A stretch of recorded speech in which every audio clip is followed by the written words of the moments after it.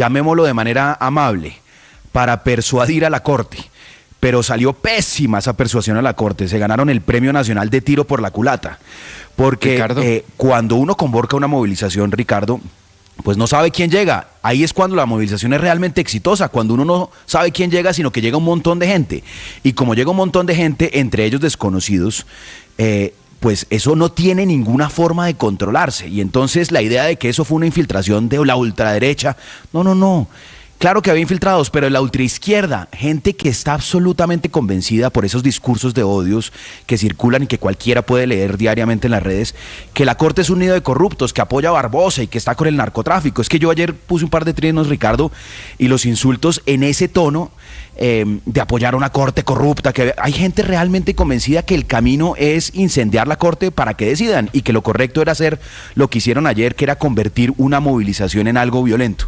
Entonces, claro, cuando el gobierno se da cuenta que esto salió mal, como decía otro poder público del Estado, esto salió mal, entonces corren a ver cómo se desmarcan de la movilización.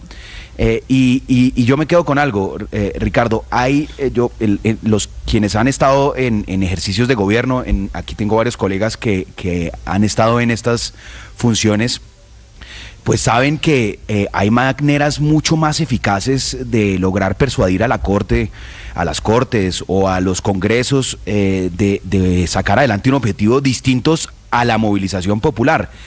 La movilización popular es entendible cuando uno es oposición, pero cuando uno es gobierno tiene que utilizar el poder del gobierno con inteligencia, no con y dentro del marco institucional y legal. Me llama la atención, Daniel, que el gobierno intenta desmarcarse de la responsabilidad de la marcha, pero también me hace caer en cuenta un oyente de una cosa.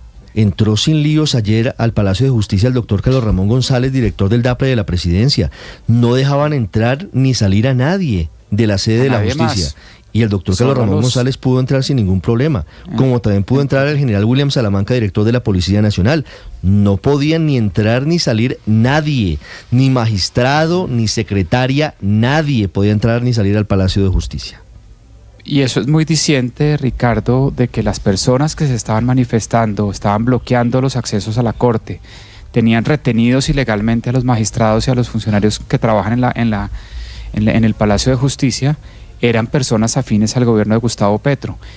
Y que no salga ahora Gustavo Petro con la narrativa de que las personas que causaron estos desmanes, estos actos violentos y estos actos criminales contra la Corte Suprema de Justicia eran infiltrados. Porque en las fotos, en muchas fotos y en muchos videos se ve, previamente a lo que pasó, esas mismas personas que luego aparecen en los videos atacando las vallas de entrada a la Corte, violentando la entrada a la Corte, atacando a periodistas, cuestionando a periodistas, casi que preguntándoles, ¿usted de qué medio es?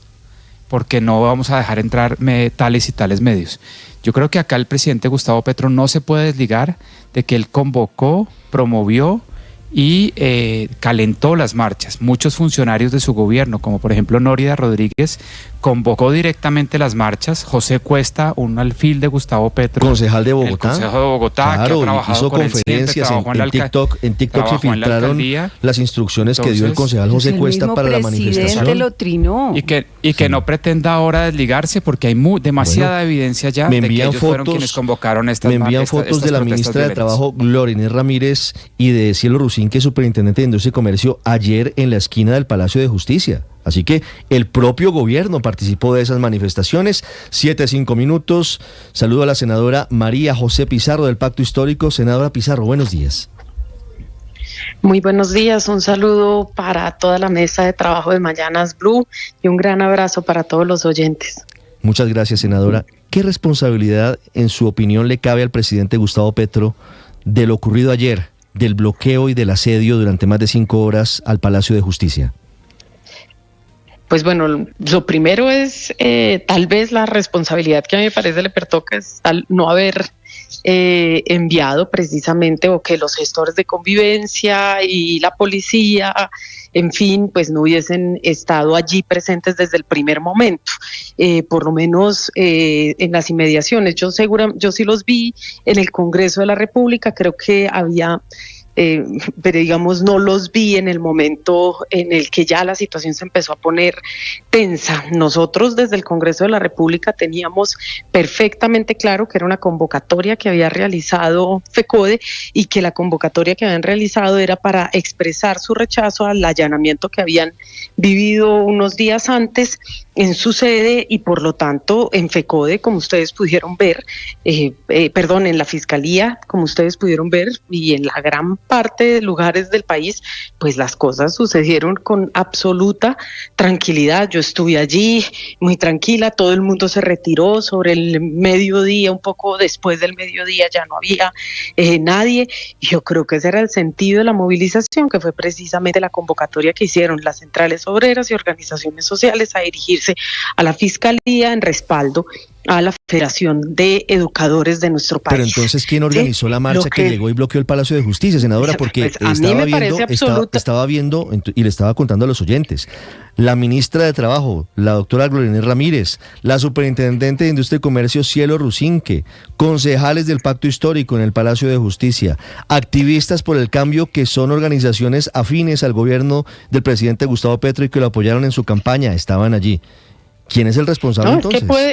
Yo te quiero decir, nosotros teníamos perfectamente claro, y a mí me sorprende muchísimo, que gente se hubiera dirigido en medio de lo que yo creo que empezaron a rotar, ¿cómo se llaman esto? Convocatorias por distintos lados, pero nosotros teníamos perfectamente claro, tú pudiste ver, congresistas no hicieron presencia y nosotros teníamos perfectamente claro que atendíamos a una convocatoria de FECODE.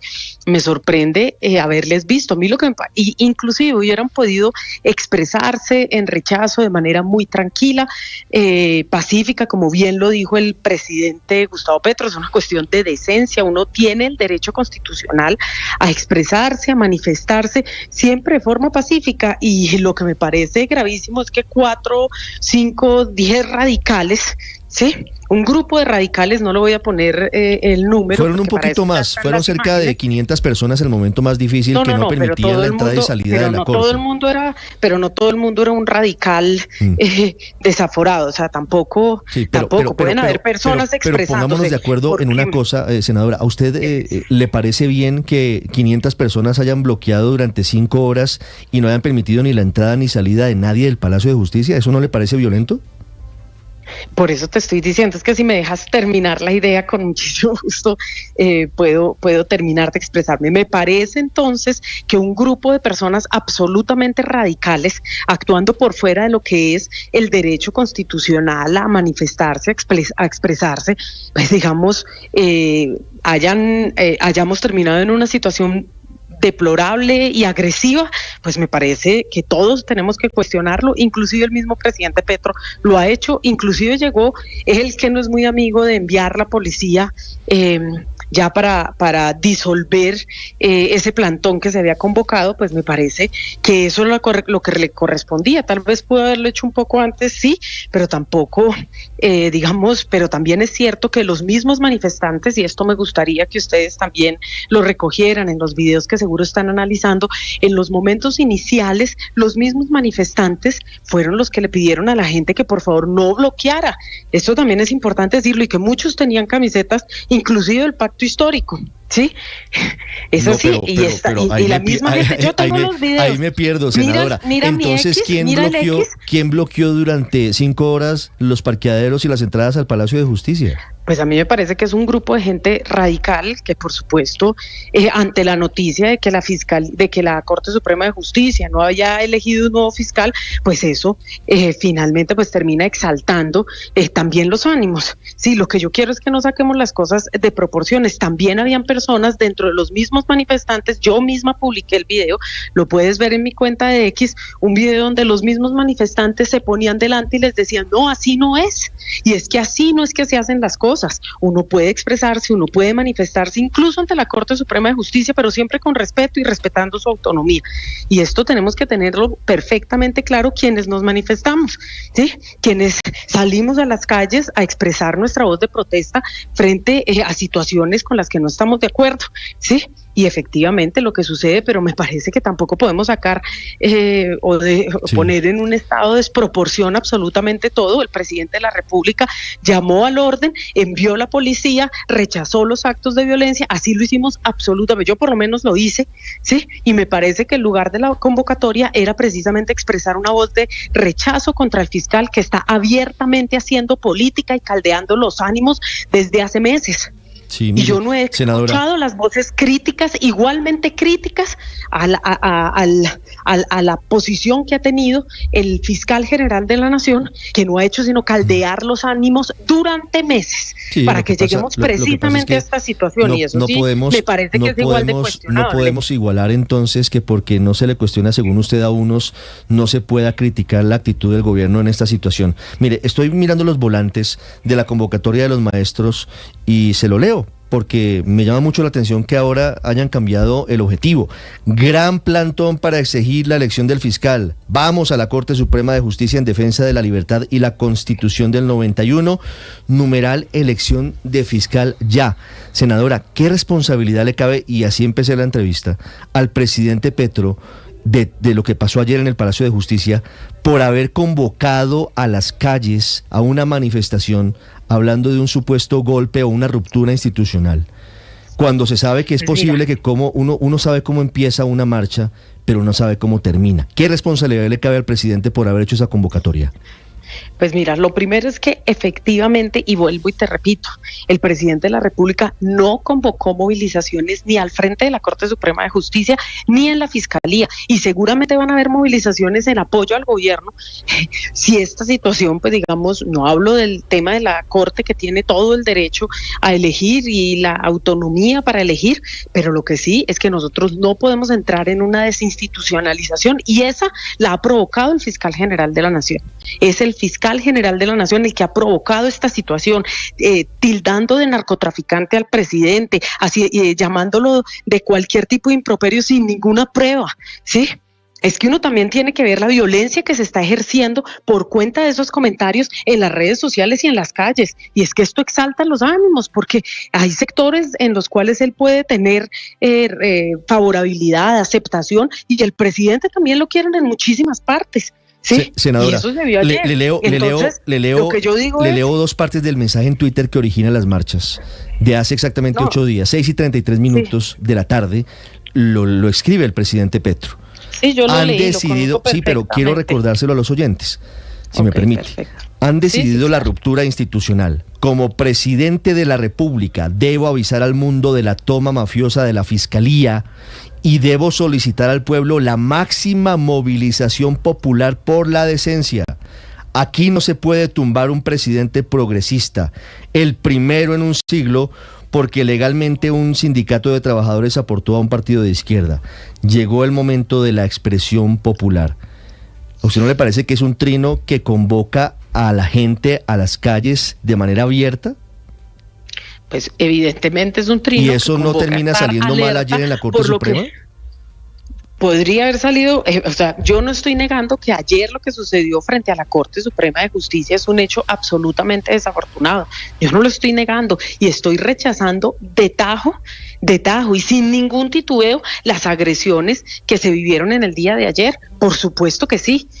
Ahora estoy diciendo, tenemos que poner las cosas en una balanza, ¿sí? En una balanza significa que también debemos exigirle responsabilidades a quien ha estado caldeando los ánimos, porque se han estado caldeando los ánimos, porque uno no trata así, de esa manera, uno no se refiere de esa manera al presidente de la República, así de sencillo. Ahora, el presidente de la República hizo ayer lo que le tocaba hacer, y esta tampoco es la movilización multitudinaria. Sí, pero es una movilización que no salió bien. Más es una movilización que no salió bien, y yo creo que en eso estamos de acuerdo, radicales, senadora. Pero quiero preguntarle justamente por eso, senadora Pizarro. Tampoco nos movilizamos, nosotros nunca nos movilizamos, y esto que quede claro, tampoco nos movilizamos ejerciendo la violencia. Al contrario, hemos estado en las calles intentando frenar una violencia que ya se había desatado, ¿sí? Eso senadora también Pizarro, lo hemos hecho nosotros. Sí, quiero preguntarle por su frase repetida, reiterada en esta entrevista, de radicales, que se parece mucho a lo del presidente Petro hablando de infiltrados.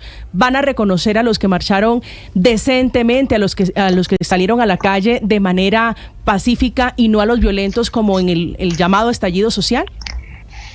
Nosotros vamos a hacer lo que siempre hemos hecho. Rechazamos la violencia que se desata de un lado y del otro. En el estallido social, la policía actuó de manera absolutamente desproporcionada y violenta, y yo estuve ahí, así como los manifestantes respondieron también a esas agresiones de manera seguramente desproporcionada y violenta. Pero lo que no podemos permitir, sí, nosotros tenemos que caminar y nosotros tenemos la responsabilidad de frenar, digamos, las situaciones de violencia, pero tampoco podemos asumir las responsabilidades de un montón de radicales. Yo quisiera de verdad que vieran el video.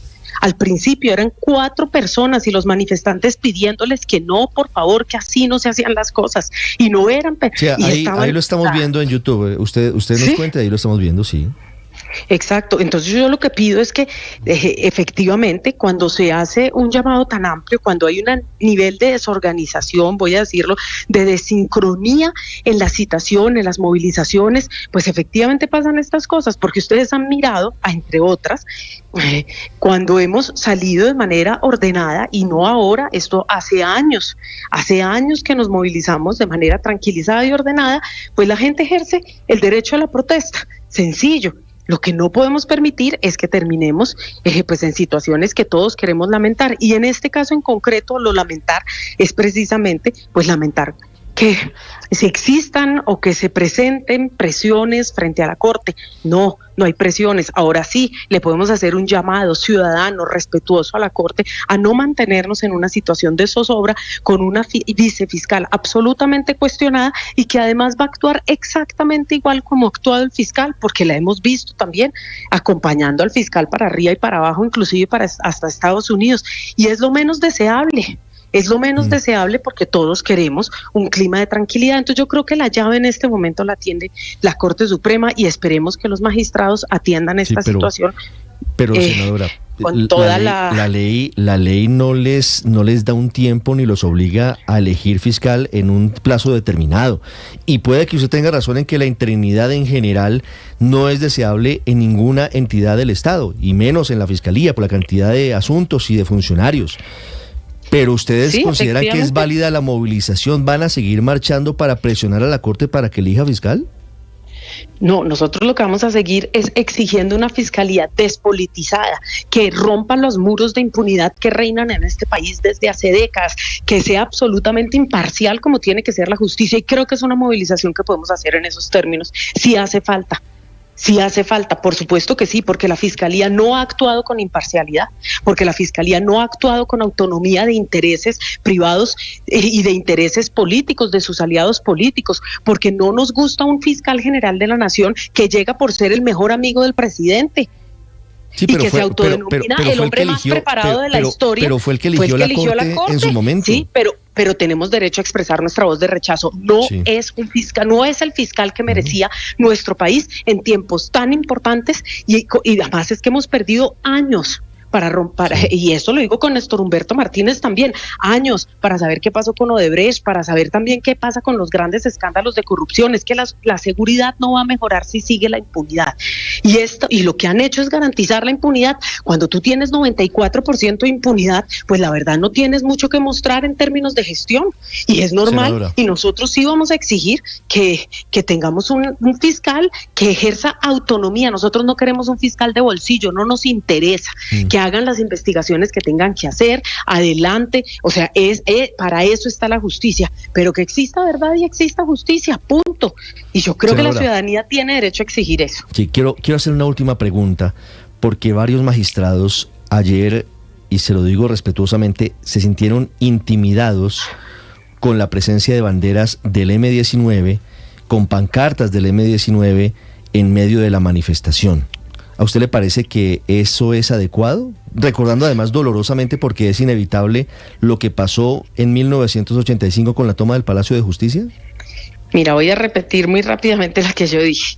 Sí, efectivamente el M-19 se tomó el Palacio de Justicia siendo una organización guerrillera insurgente en este país. Y sí, durante la retoma, decenas de personas murieron o fueron desaparecidas forzadamente o fueron torturadas o murieron en medio de esta situación que todos lamentamos, inclusive quienes hicieron parte del M-19. Yo no. Sí, yo solo soy la hija. Sí. En tercer lugar, que el Estado colombiano fue condenado por desaparición forzada y tortura.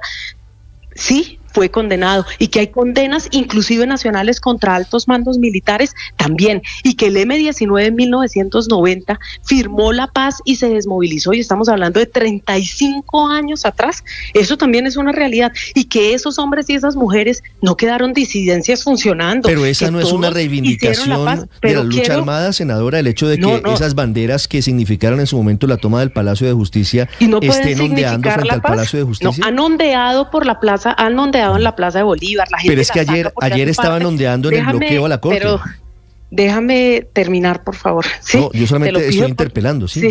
Sí, pero quiero expresarte una idea. Además discúlpenme, otra entrevista que me está esperando y ya tenía el compromiso.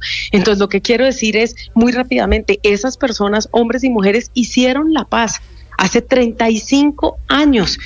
Hace 35 años hicieron la paz y han respetado desde 1990 las reglas democráticas y han respetado esa voluntad de paz y esa firma de esos acuerdos de paz. Ni siquiera cuando mataron al comandante se alzaron nuevamente en armas. Entonces yo no creo que tenga que asustarnos que una bandera de personas que reivindican también su historia y su identidad. Entonces, ¿en qué momento pasa uno a ser una persona aceptada por la sociedad con su historia?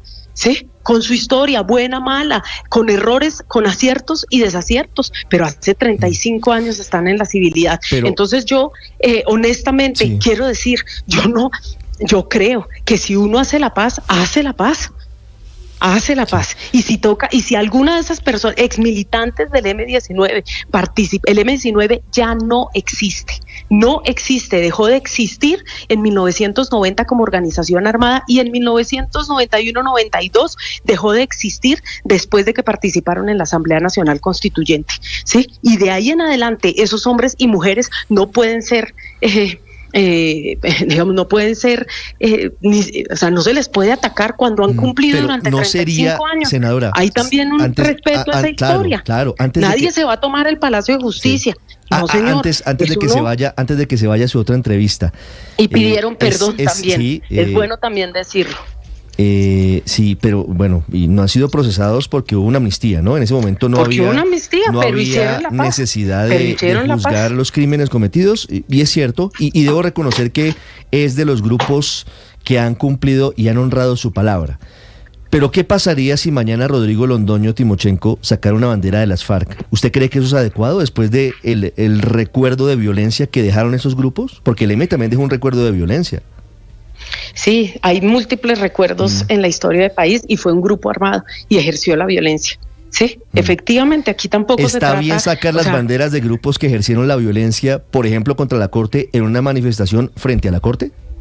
No, pues yo creo que se manifiestan. A ver, que esté bien o que esté mal, lo que yo te digo es que puede no estar bien, pero esas hombres y mujeres cumplieron con la paz y eso es lo que tiene que tener ninguna persona que hoy tenga 70 años, que firmó la paz hace 35 años, que está comprometida con la paz de este país y por eso nuevamente, a pesar de su edad, están intentando construir la paz en este país, pues digamos, tampoco los podemos señalar de esa manera, ¿sí? Punto. Y sencillamente, si hay otros que deciden también sacar esas banderas, porque tampoco sabemos si los que lo sacaron son militantes del M-19 o tenían sencillamente la intención de generar todo este desaire, pues me parece muy mal porque están tergiversando una historia también de paz.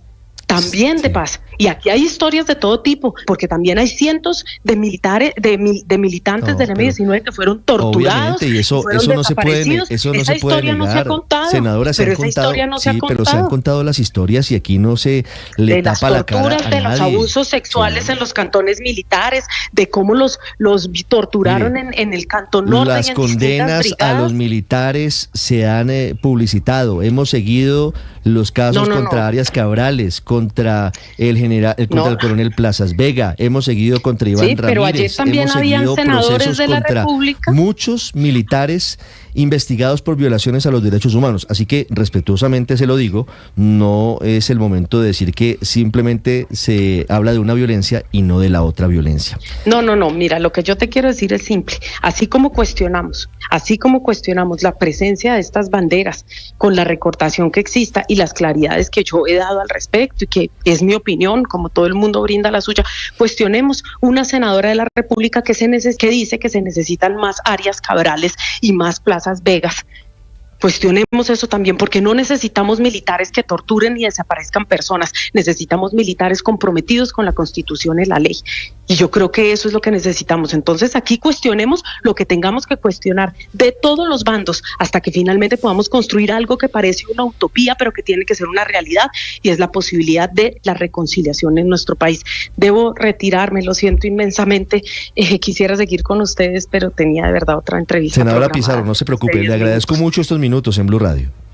No, a usted, muchas gracias. 7:27 minutos del Partido Cambio Radical. Saludo al senador David Luna. Senador Luna, buenos días.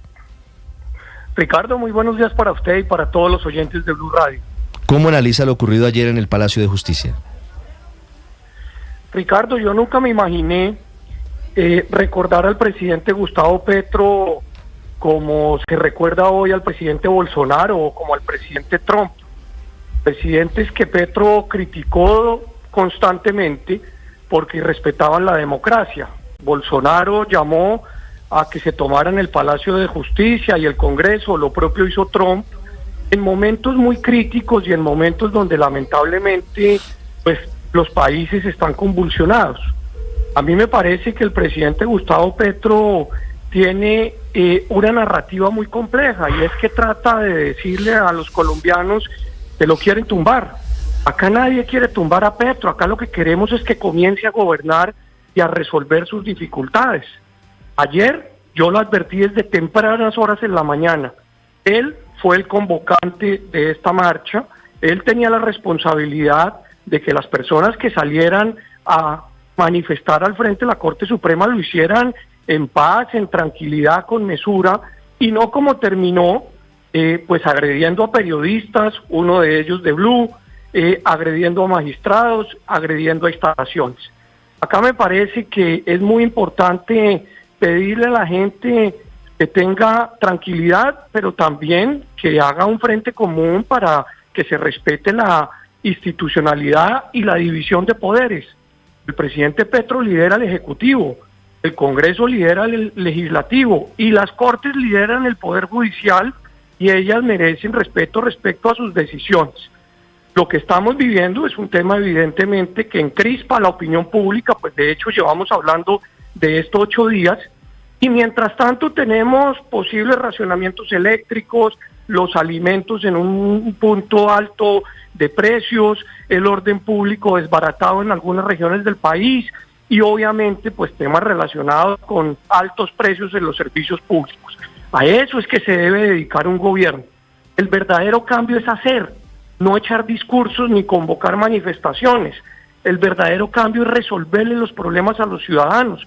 Y acá nos estamos quedando en la narrativa donde el presidente, ya entendimos, se siente cómodo, pero donde los ciudadanos estamos pagando los platos rotos. Es el senador David Luna de Cambio Radical hablando con nosotros sobre lo ocurrido ayer con el bloqueo de más de 5 horas al Palacio de Justicia. Ya regresamos en Mañanas Blue. Estás escuchando Blue Radio.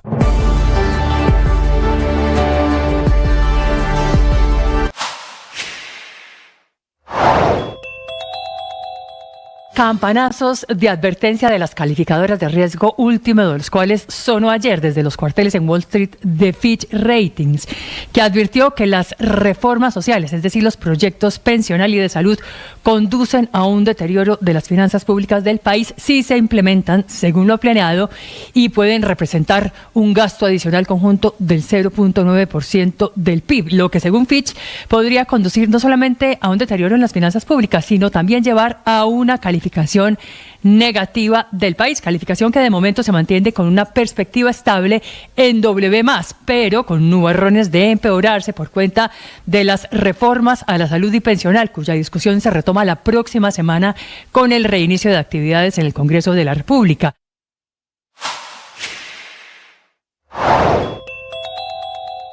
El ambiente de crispación y de violencia que mantuvo a los magistrados y demás funcionarios de la Corte Suprema de Justicia retenidos durante un poco más de 5 horas lo originó la no elección del reemplazo del fiscal general Francisco Barbosa. La nueva fiscal general encargada es la actual vicefiscal Marta Mancera, que no le gusta para nada al gobierno del presidente Petro, que la cuestiona de tener supuestos nexos con narcotraficantes. Mancera, que es la mano derecha del saliente fiscal Barbosa, va a tomar control pleno de la Fiscalía General de la Nación a partir del próximo martes 13 de febrero y por lo menos hasta el 22 de febrero de este año, que es la nueva fecha que fijó la Corte Suprema para reunirse y hacer una nueva votación. 7:31, Mara Consuelo. Me dice un magistrado de la Corte Suprema de Justicia, frente al tema de las banderas y las pancartas del M-19, que ayer estuvieron ondeando y estuvieron presentes en medio de la manifestación que termina en bloqueos, que ese símbolo, así evidentemente el M-19 haya entregado las armas en 1990, es similar a como si, por ejemplo, las FARC hicieran una marcha, las antiguas FARC, frente al Club El Nogal y sacaran la bandera de las FARC en este momento. Es ofensivo, es provocador. Sin duda tiene un mensaje, no es respetuoso del dolor. Es que recordemos cómo se llama el Palacio de Justicia. El Palacio de Justicia se llama Alfonso Reyes Echandía, quien era el presidente de la Corte cuando la toma del M-19. Entonces, pensar que no se reviven y que no hay simbologías dolorosas e instigadoras al odio y a la violencia, con todas esas banderas y con los afiches del presidente, que recordemos también fue del M-19, es muy complicado. 7:33, Ricardo, Aurelio. Sí, el principal responsable de lo que pasó ayer en la azonada ante la Corte Suprema de Justicia es el presidente Gustavo Petro. Eso hay que decirlo sin dudas, sin ambajes, sin matices, sin decir que es que el debate se le da a uno y a otros no. Yo sí creo que en esto tiene que ser claro y me parece que quedó un vacío enorme en el tema de las responsabilidades en la entrevista que se le hizo a la senadora María José Pizarro. Es que no se le olvide, Ricardo, y ustedes ya lo han mencionado, pero vale la pena resaltar, que durante más de 8 días Petro estuvo dándole pedal a esta movilización.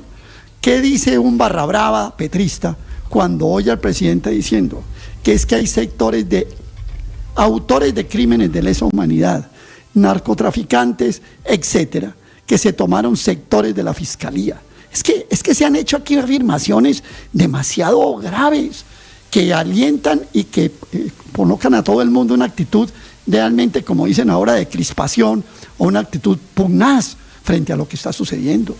Y la actitud de ayer es totalmente equívoca. Nosotros entrevistamos a Fabio Arias ayer y el presidente de la CUT dijo, no, nosotros nos movimos para la fiscalía, porque Arias sabía qué podía pasar y se comprometía a la CUT y se comprometía a FECODE. Pero mientras eso pasaba, había sectores del petrismo radical, como lo acaba de decir también, los calificó la doctora Pizarro, citando a la Corte Suprema de Justicia. Aquí se mencionó de Contera, pero yo sí lo voy a poner en primer plano.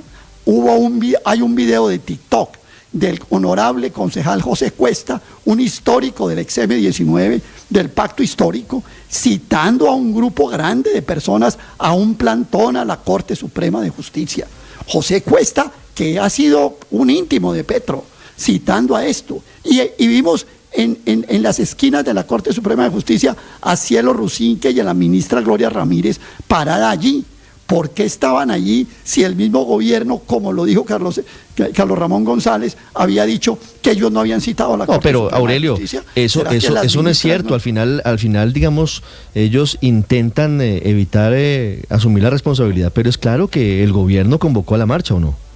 Y entonces terminan diciendo que lo que había era unos infiltrados. No, yo creo que el gobierno tiene que empezar, y yo espero, Ricardo, que aquí haya un debate de control político en el Congreso de la República sobre estos hechos. Estos hechos no se pueden dejar pasar así. Y ustedes tienen razón cuando dicen, perdón Álvaro, ¿Qué siente un magistrado de la Corte Suprema cuando le ondean en la puerta de la Corte banderas del M-19? Incluso me ha parecido tibia la actitud del doctor Osuna, ministro de Justicia. Es que el doctor Osuna fue víctima de todo lo que pasó en esta Corte con sus profesores eméritos del Externado de Colombia. Esto no puede dejarse pasar de una manera anecdótica. Lo que pasó ayer es grave y es gravísimo. Y el gobierno, el ministro del Interior, las autoridades tendrán que responder en un debate que yo espero que se dé de control político en el Congreso de la República, porque además este es el antecedente para el Congreso de la República si no aprueba las llamadas reformas del gobierno. ¿Este es el globo de ensayo? O sea, este es el entremés. Este es el entremés que hay para si no aprueban las reformas. Me parece que lo que pasó ayer es, yo diría, se lo digo con toda sinceridad, Ricardo, es de los hechos más graves que han acontecido en año y medio largo del gobierno de Gustavo Petro. Esto no es algo de salirnos con unos infiltrados o que es que los del M no sé qué, no. Este es un hecho de una gravedad enorme. Va a empezar el presidente Petro a alentar a sus barras bravas si hay discusión sobre reforma laboral o pensional. Esto no puede seguir pasando en Colombia. 7:37 minutos. Álvaro, su opinión. A esta hora estamos viendo las imágenes en YouTube del momento en el que interviene el antiguo ESMAD y algunos manifestantes empiezan a tomar los adoquines de la calle 12 y comienzan a lanzárselo a los integrantes de la policía, en lo que terminaron ayer los disturbios. Su opinión, Álvaro. Obviamente esto fue un error absurdo, un error infantil, porque si no se desbordaban las barras bravas, se desbordaban los infiltrados. Y era obvio que un segundo después iban a comparar esto a la toma del Palacio de Justicia por el M-19. Increíble que cometan este tipo de errores. Las movilizaciones no sirven para solucionar este tipo de problemas en la democracia. El gobierno tiene que aceptar que el camino de la calle no resuelve el bloqueo de cambios en Colombia. La calle es para enunciar las problemáticas, no es para resolverlas ni cerrarlas. La calle solo sirve contra los gobiernos. Eso de apoyo a los gobiernos es muy complejo. El gobierno tiene que entender que lo único camino es negociar dentro de las instituciones con pragmatismo reformista, porque los opositores tienen derechos, tienen recursos, no son mancos, y así son las democracias, farragosas y lentas. Y que obviamente los opositores del gobierno que llevan 200 años en el poder, pues tienen unas ventajas. Quienes están vulnerando realmente las instituciones son quienes politizaron la fiscalía de una manera descarada e irresponsable.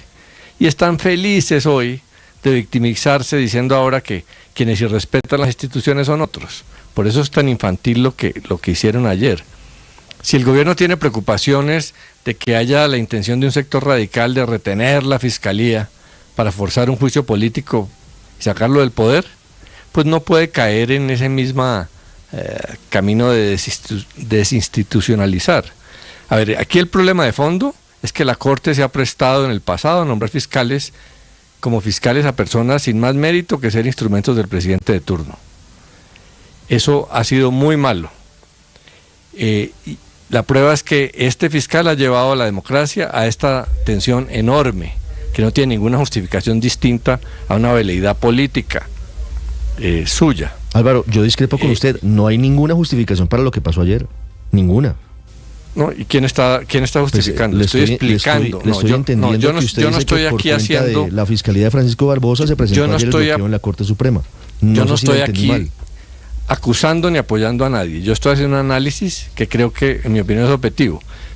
No ver que esto surge de una politización grave de las CIAs, de la Fiscalía, que lleva a la democracia a estas tensiones absurdas, a estos excesos, y que el gobierno cayó en esta convocatoria, pues es evidente.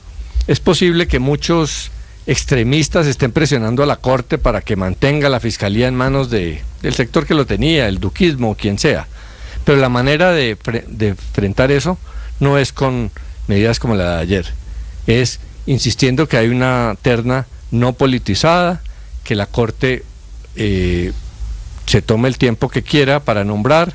Obviamente sabemos que en ese tiempo ahí hay unos deseos de hacer unas cosas penales que puedan llevar a acusaciones al gobierno, pero pues eso es inevitable dentro de la democracia porque es así.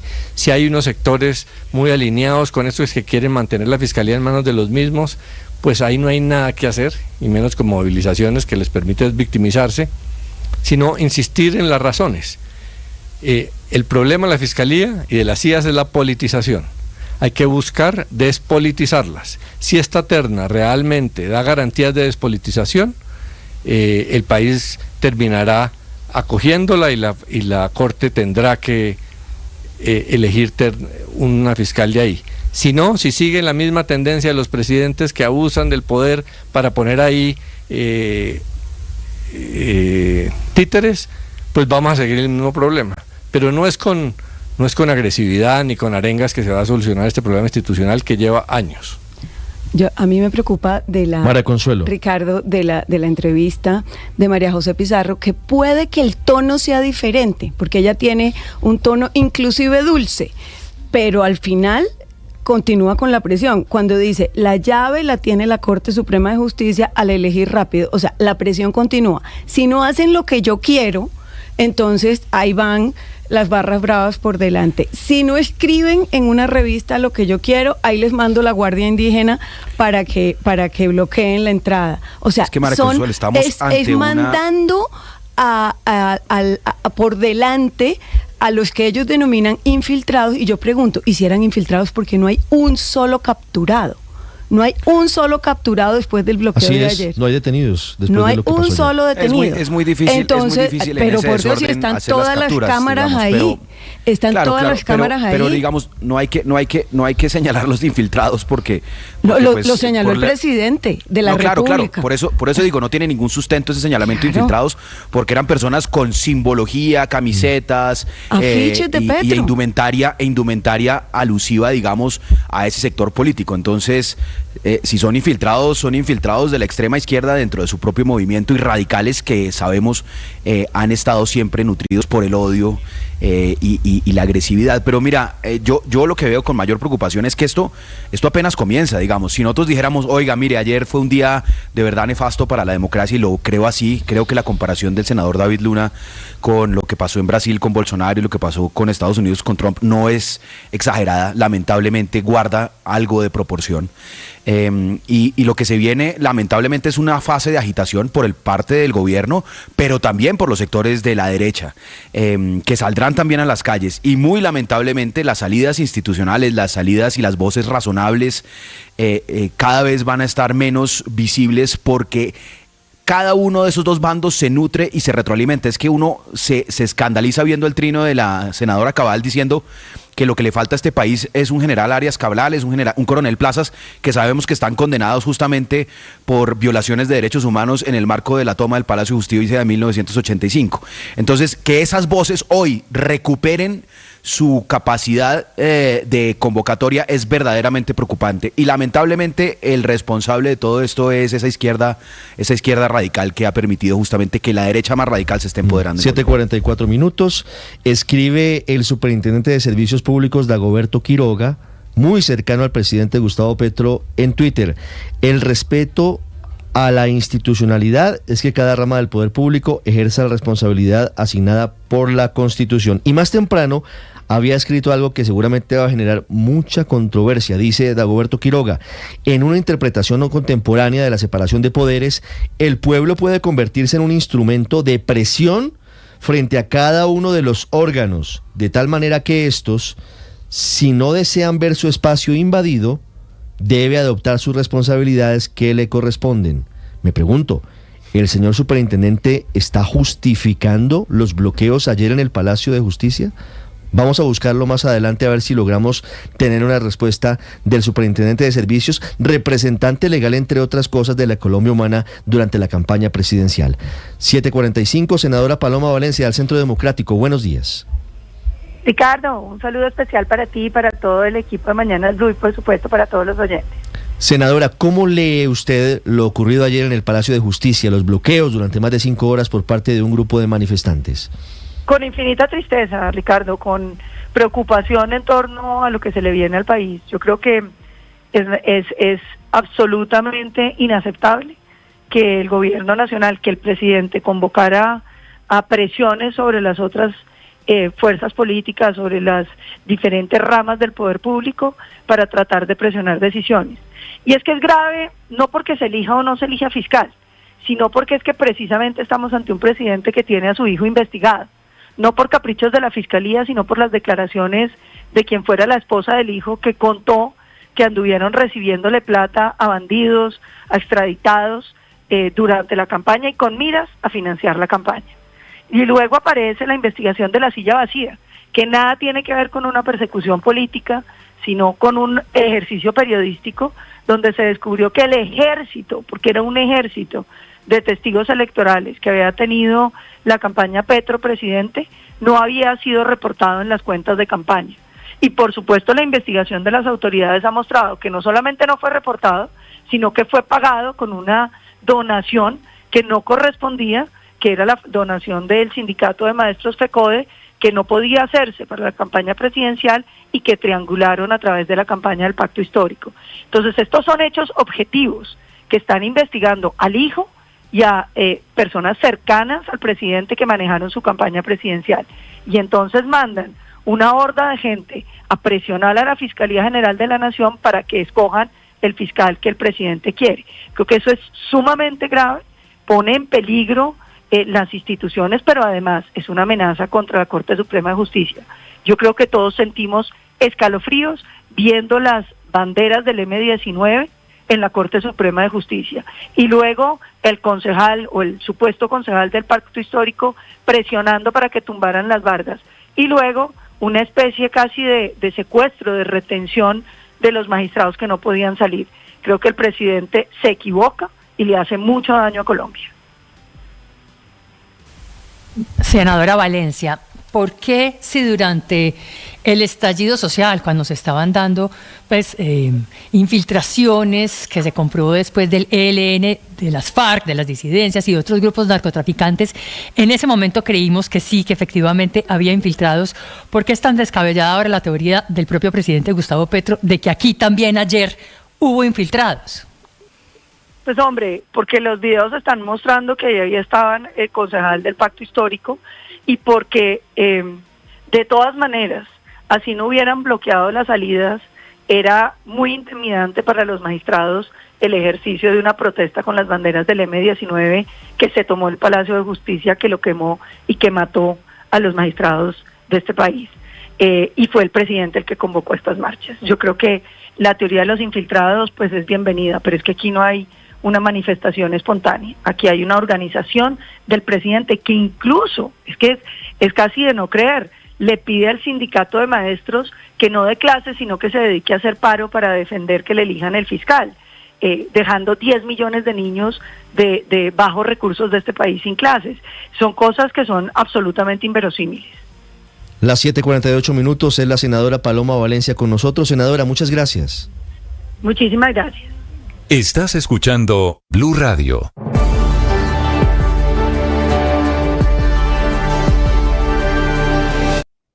De los vínculos más importantes que tenemos los seres humanos es el de relación de pareja. No estamos obligados a tener pareja. Es una decisión libre, inteligente y consciente. Para que esa relación de pareja funcione, se necesita no solo vivir en valores, sino una buena comunicación. Ojalá hoy podamos revisar con serenidad si todos esos valores, es decir, todas esas fuerzas interiores que decimos son las mejores para ser felices, se están aplicando en nuestra relación. Podemos comenzar con preguntarnos si somos leales. Podemos comenzar preguntándonos si somos sinceros. Podemos comenzar por allí, pero sobre todo construyendo apertura para que nos sintamos bien, porque la relación de pareja es para ser felices, para vivir a plenitud. ¡Ánimo! Tú sabes.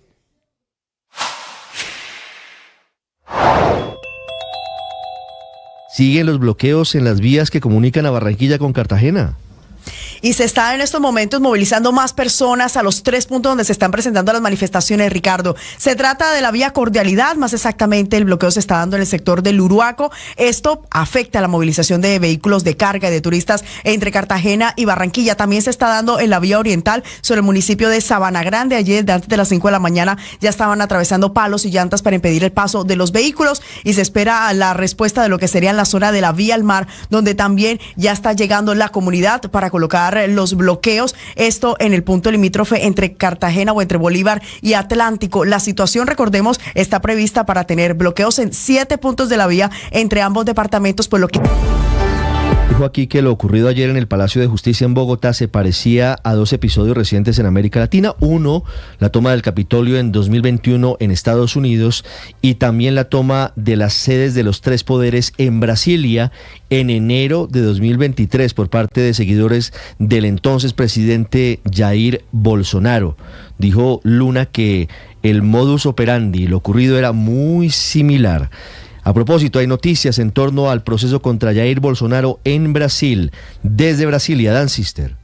Ricardo, buenos días. La Policía Federal de Brasil desplegó en las últimas horas un gran operativo que señaló al expresidente Jair Bolsonaro, así como a varios de sus aliados más cercanos. El juez de la Corte Suprema, Alexandre de Moraes, ordenó al exmandatario entregar su pasaporte en un plazo de 24 horas y le prohibió mantener contacto con otros investigados. De hecho, el expresidente ya anunció que hará la entrega de dicho documento. La Policía Federal afirmó en un comunicado que busca esclarecer si los investigados integraron una organización criminal que actuó en la tentativa de golpe de Estado para mantener al entonces presidente de la República en el poder y evitar la asunción del gobierno de Luis Inácio Lula da Silva desde el 1 de enero de 2023. Los agentes cumplieron este jueves 33 órdenes de allanamiento y 4 órdenes de prisión preventiva y además impusieron 48 medidas cautelares a los sospechosos. Según la policía brasileña, los investigados habrían construido una narrativa para sembrar dudas sobre el resultado de las elecciones por medio de informaciones falsas sobre las urnas electrónicas que el país usa desde 1996 en sus procesos electorales y que nunca dieron problemas. Esto habría desenlazado en los actos del 8 de enero de 2023, cuando miles de seguidores de Bolsonaro invadieron y destrozaron las sedes de la presidencia, el Congreso y la Corte Suprema en un intento para derrocar al gobierno de Lula, que había asumido el poder una semana antes. Bolsonaro ya es investigado por este episodio por incitar a sus seguidores a tomar el poder por la fuerza, y este jueves entró directamente en la mira de las autoridades por supuestamente formar parte de la trama golpista. Desde Brasil informó Dan Sister para Blue Radio. Dan, gracias. En Santiago de Chile hoy se realizarán las exequias del expresidente Sebastián Piñera, quien falleció el pasado miércoles en un accidente aéreo en cercanías de la ciudad de Valdivia. Desde Santiago, Marco Antonio Guzmán.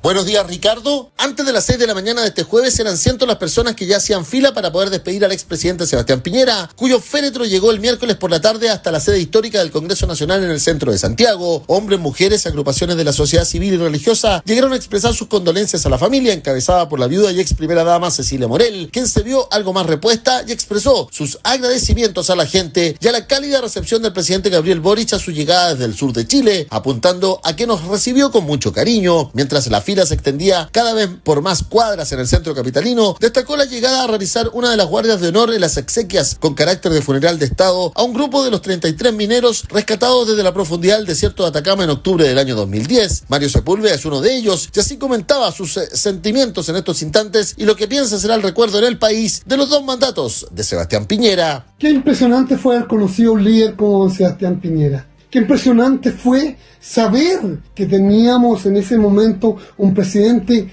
que tomaría decisiones, y lo hizo. Y estamos tremendamente agradecidos. Así como los mineros, muchas personas traían una flor, una fotografía o simplemente un recuerdo de Piñera para honrarlo en el salón plenario, apuntando a sus aciertos y los rasgos que lo hicieron reunir a la derecha chilena para llegar en 2 ocasiones al Palacio de la Moneda. Él era de corazón, él dejó un legado muy grande.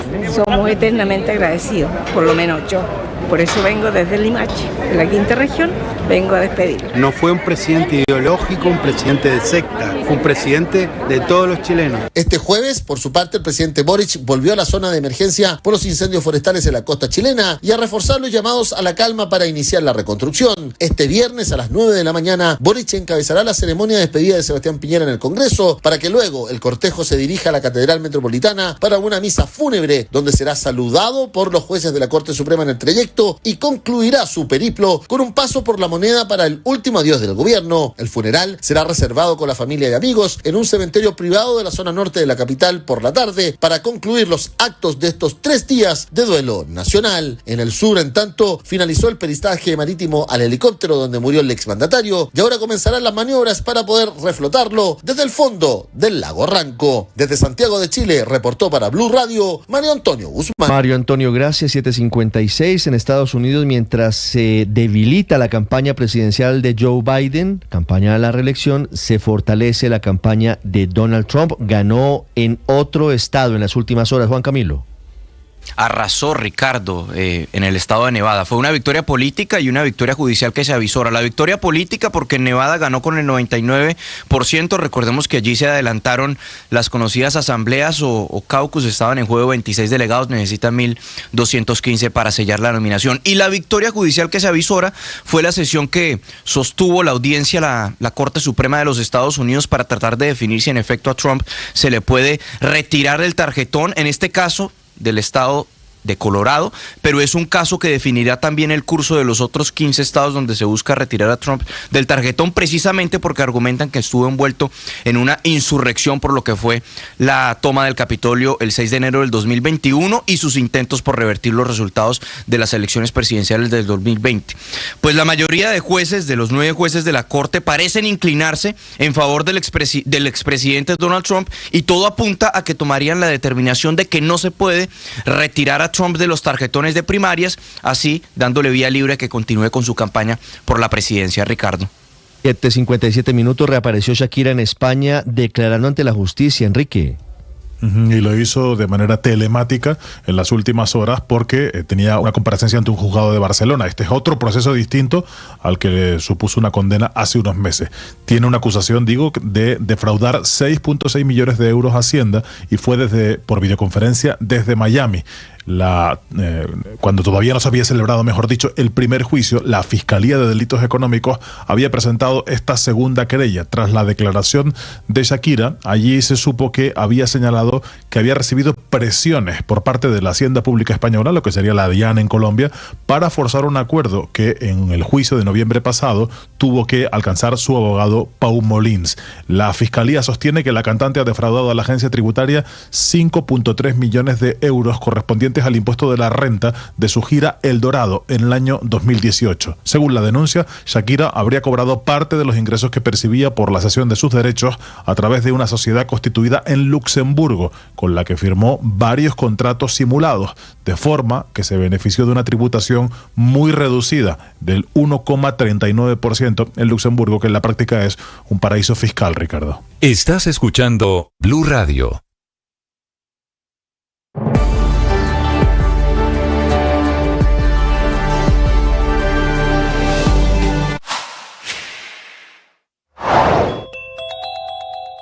Una condena nacional al bloqueo que durante más de 5 horas un grupo de cerca de 500 personas ejercieron de manera violenta en contra del Palacio de Justicia, el mismo sitio que 39 años atrás había sido víctima de una toma violenta por parte de la guerrilla del M-19, retomado luego de forma violenta también por parte de integrantes del ejército, que causó uno de los hitos dolorosos en la historia del conflicto en Colombia. Para algunos la comparación es exagerada, para otros, lamentablemente, que durante 5 horas ninguna persona del Palacio de Justicia hubiera podido ni entrar ni salir, en medio de las arengas, de los gritos y de los intentos de algunas personas por ingresar al palacio, recordaron los peores momentos que ha afrontado la justicia en Colombia.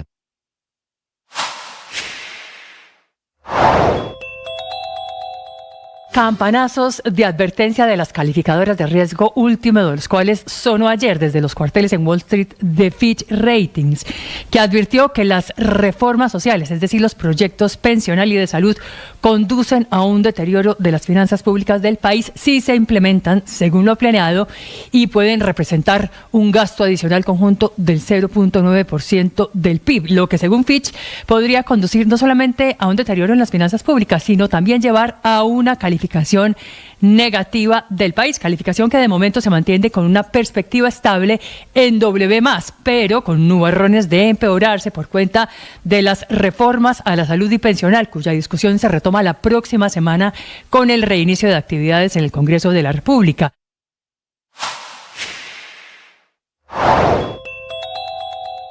El ambiente de crispación y de violencia que mantuvo a los magistrados y demás funcionarios de la Corte Suprema de Justicia retenidos durante un poco más de 5 horas lo originó la no elección del reemplazo del fiscal general Francisco Barbosa. La nueva fiscal general encargada es la actual vicefiscal Marta Mancera, que no le gusta para nada al gobierno del presidente Petro, que la cuestiona de tener supuestos nexos con narcotraficantes. Mancera, que es la mano derecha del saliente fiscal Barbosa, va a tomar control pleno de la Fiscalía General de la Nación a partir del próximo martes 13 de febrero y por lo menos hasta el 22 de febrero de este año, que es la nueva fecha que fijó la Corte Suprema para reunirse y hacer una nueva votación. La Corte tiene en sus manos la decisión de elegir la próxima fiscal general, pero también de decidir si admite o no la petición de Nicolás Petro, el confeso hijo del presidente, sobre el uso del interrogatorio que le rindió en agosto del año pasado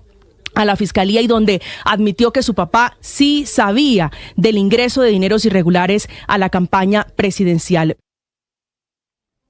De los vínculos más importantes que tenemos los seres humanos es el de relación de pareja. No estamos obligados a tener pareja.